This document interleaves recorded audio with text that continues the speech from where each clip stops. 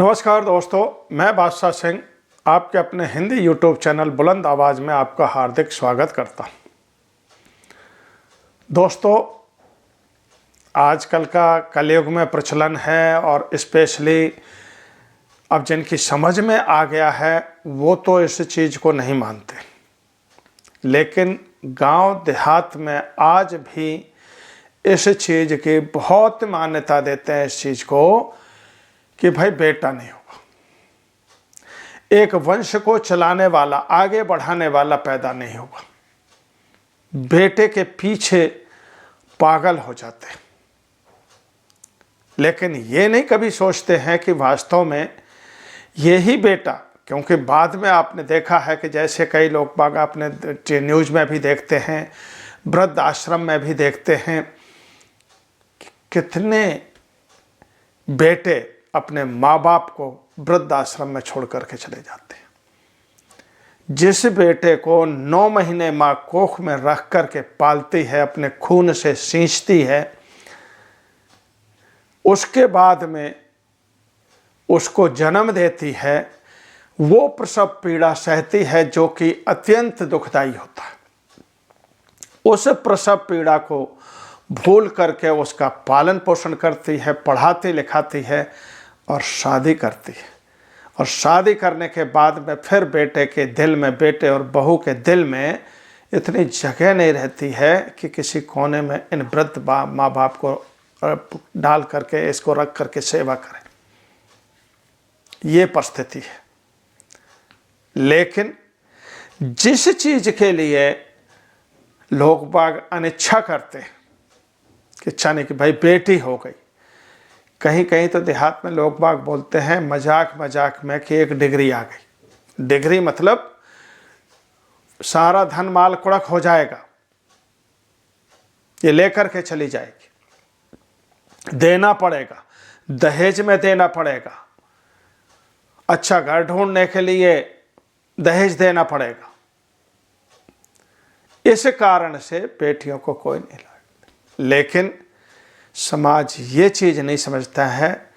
तो बेटी उसके लिए, बेटी तो भगवान ने एक माँ बाप के लिए रहमत दान की है, एक रहमत का स्वरूप है, एक आशीर्वाद का स्वरूप है कि बेटा भले ही वृद्धाश्रम में छोड़ करके चले जाए, लेकिन आज तक आपने नहीं सुना होगा कि किसी बेटे ने अपने माँ बाप को वृद्धाश्रम में छोड़ा।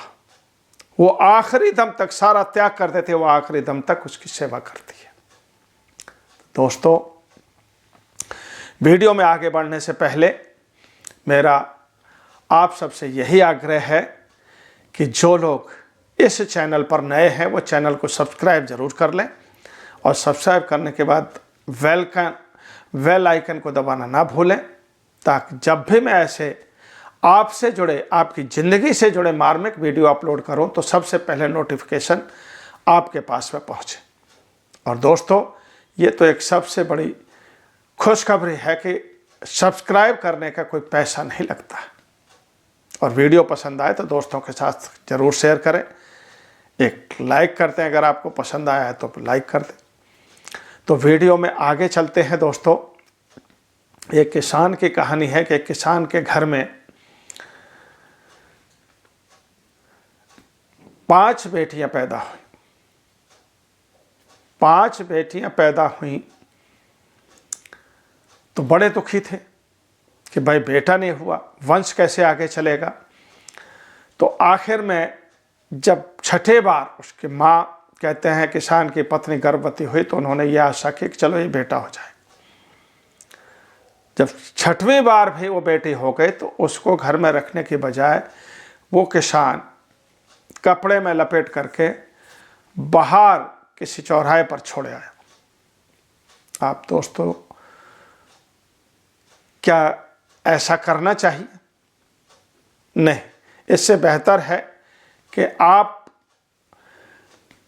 बच्चे ही बंद करवा लें। आजकल तो डॉक्टरों के कहते हैं, डॉक्टरी साधन है, हर एक दवाइयाँ चल रही हैं, लेकिन किसी जान को आपको ख़त्म करने का कोई हक नहीं। रात भर वो बच्ची कहते हैं कपड़े में लिपटी हुई पड़ी रही। सुबह होकर के वही किसान जब वहाँ से निकला तो कोई नहीं ले गया था उसको, और वो जिंदा थी, सांसें चल रही थी उसकी। रात भर पड़े रहने के बावजूद में भी आप देखिए कि मार सके ना कोई, जाको राखे साइयाँ मार सके ना कोई। दोस्तों, उसका दिल पसीज गया किसान का कि वो उस बेटी को घर में ले आया। बेटी को घर में ले आया, पाला पोसा, सब कुछ किया। अब उसके बाद में देखिए कैसा कहते हैं कुदरत का खेल। उस बेटी को तो वो बाहर छोड़े आया था, इसके बाद उन्होंने बच्चे बंद नहीं करवाए। फिर गर्भवती हुई किसान की पत्नी, और एक एक करके उसके 5 बेटे हुए। लेकिन कुदरत का खेल बहुत अजीब होता है। उसका नियम ऐसा चलता है कि ऐसी लाठी होती है कि आवाज़ भी नहीं करती और चोट बहुत गहरी देती है। दोस्तों, आप विश्वास नहीं करेंगे, जैसे वो 5 बेटे पैदा हुए, वैसे ही वैसे वो 5 बेटियां जो पहले पैदा हुई थी वो एक एक करके ख़त्म होने लगी। 5 बेटी ख़त्म हो गई और आपको आपके इच्छानुसार आपके बेटे मिल गए, और 6वीं ये बेटी थी। बेटों को पढ़ाया लिखाया, सारा कुछ किया। किसान ने अपनी पूरी जिंदगी लगा दी, उनकी शादी ब्याह करवाए, और शादी ब्याह करवाने के बाद में उसकी पत्नी भी खत्म हो गई। आप देखिए, अब केवल किसान रह गया और वो एक बेटी रह गई। जब इनके बच्चे हुए, जब किसान के खेलने और बच्चों के साथ खेलने कूदने के समय आया, उनके साथ समय बिताने का समय आया, तो सारे बेटे एक एक करके अलग हो गए। किसी ने किसान का साथ नहीं दिया। आप देखिए, शुक्र करो कि उस बेटी के चलते उसको आश्रम में नहीं डाला, और ना ही उस बहन की उन्होंने कोई जिम्मेवारी ली कि इसकी शादी ब्याह करना है, जबकि वो सब उनसे बड़ी थी। किसी ने नहीं। आखिर में जब सारे के सारे भाई अलग हो गए, सब कुछ हो गया, अब किसान की इस उम्र तक किसान वृद्ध हो गया था। उसकी ये भी नहीं शक्ति थी, इतनी ये भी नहीं सामर्थ्यता थी कि वो बेटी की शादी तक कर सके। और बेटी ने भी, आप देखिए, ये मना कर दिया शादी रहने करने के लिए। बेटी ने ये त्याग किया अपने जीवन का कि मैं अगर शादी करके चली जाऊंगी तो मेरे बाप का ख्याल कौन करेगा। मेरे भाई तो एक एक करके छोड़ करके चले गए, कोई विदेश चला गया, कोई दूसरे शहर चला गया, कहीं चला गया, उनका कोई पता नहीं, सबने साथ छोड़ दिया। लेकिन एक बेटी है, वो कभी ऐसे मझधार में अपने माँ बाप को छोड़ करके नहीं जाती है। वो शादी के बाद में भी, ससुराल में रहने के बावजूद में भी अपने माँ बाप का ख्याल रखती है।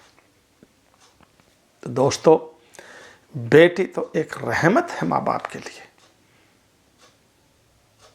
उस बेटी ने वो त्याग किया कि शादी नहीं की, और जब उससे पूछा गया तो उसने वही कहा कि आज मेरे बाप की परिस्थिति ऐसी है कि वो अपने हाथ से खाना तक नहीं खा सकते, इतने वृद्ध हो गए, तो मैं अगर चली गई तो इनकी देखभाल कौन करेगा।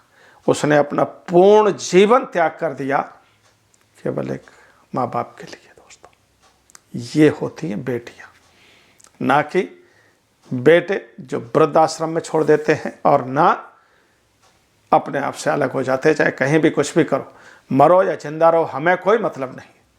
तो दोस्तों, ये ध्यान रखना हमेशा कि अगर जो लोग वीडियो देख रहे हैं, कि मेरी हाथ जोड़ करके प्रार्थना है कि अपने माँ बाप के साथ में ऐसा मत कर।